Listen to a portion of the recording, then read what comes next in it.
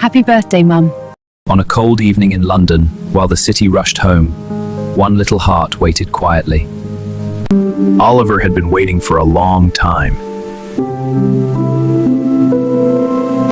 In his hands, a small surprise. It's for Mum. She loves little things. Buses came, people left, but Oliver stayed.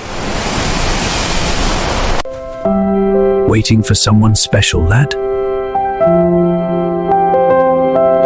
It's my mum's birthday. I wanted to surprise her. That's the finest gift she'll ever get.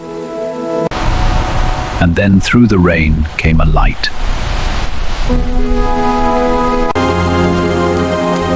Oliver, I'm so sorry I'm late.